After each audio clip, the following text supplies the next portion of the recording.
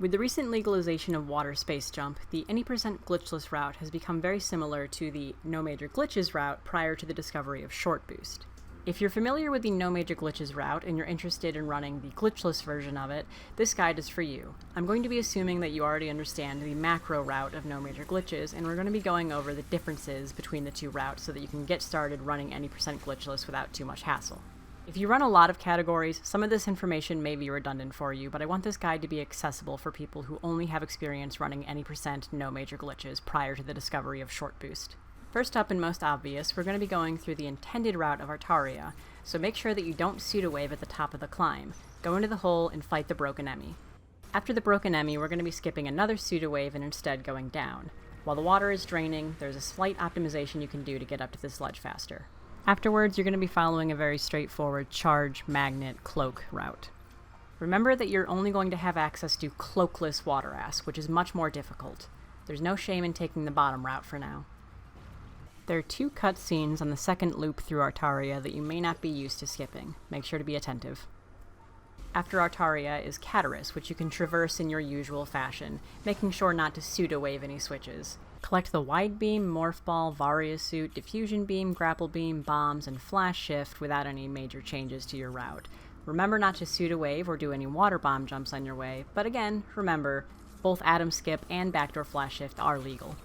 Collect Speed Booster, meet Quiet Robe, and avenge his death, then return to Berenia to fight Drogyga.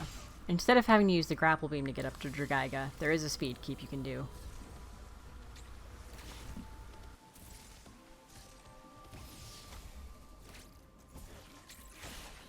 Even if you haven't fought Drogyga since your casual playthrough, it's a pretty straightforward fight. Make sure to counter. After getting Super Missiles and Plasma Beam as normal, we come to the big tricks that really define any percent glitchless.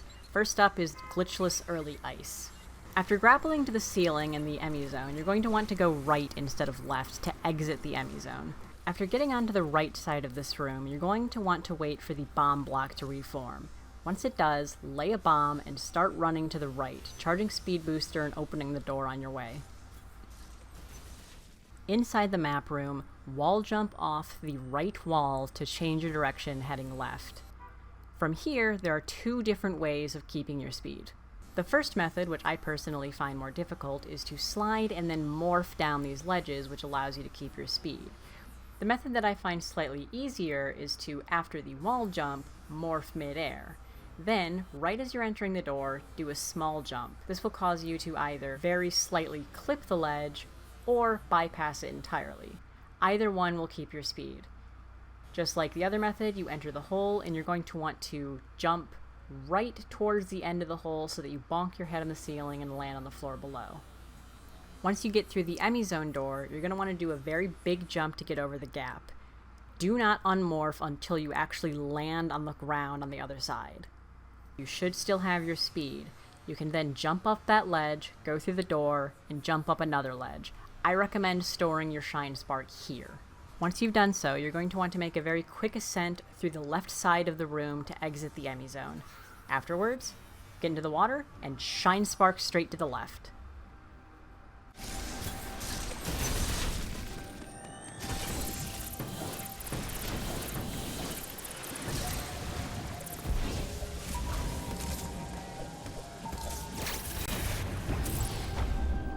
After the Speedkeep, go kill the central unit and kill the Ice Emmy as you would normally.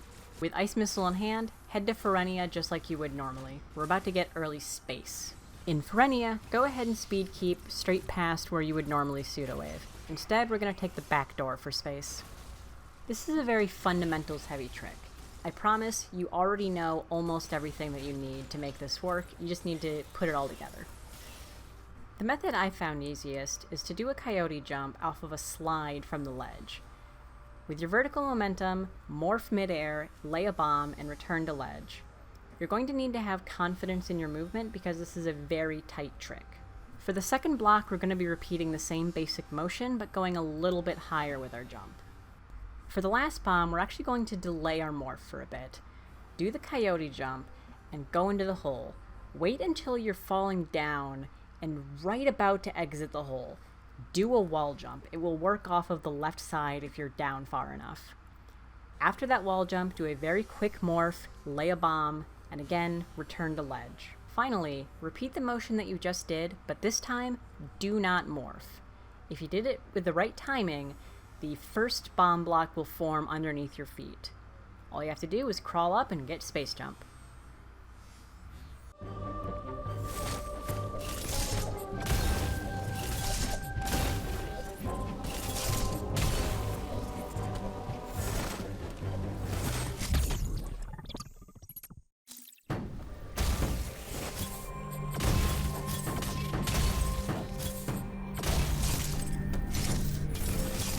Afterwards, take the Diron elevator and yellow teleportal, just like you would normally in No Major Glitches, and head to the screw attack area.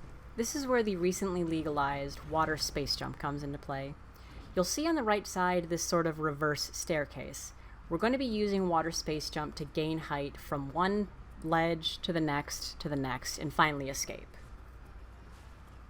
To get up the first couple steps, you're going to need to do the same motion that you do for NMG water space jump, but we're not going to rush the jump that comes after the height gain, because we're not trying to escape water, we're trying to carefully maintain our position so that we can get up the next ledge with our jump.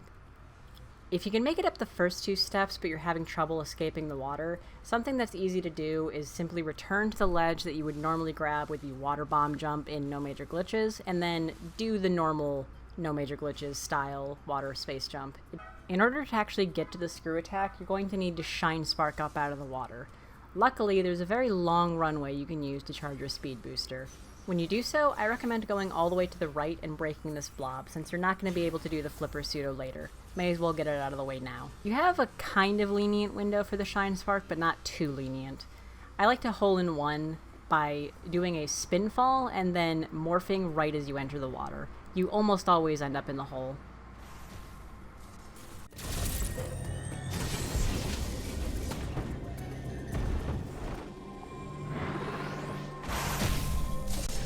If you realize that you screwed up early enough, you can go back up with a shine spark and charge again.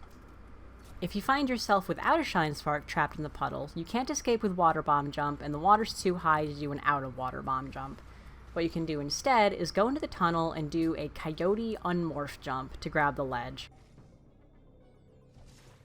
That'll let you escape pretty easily. After that, we're basically done with the differences. You can go ahead and do your typical No Major Glitches endgame.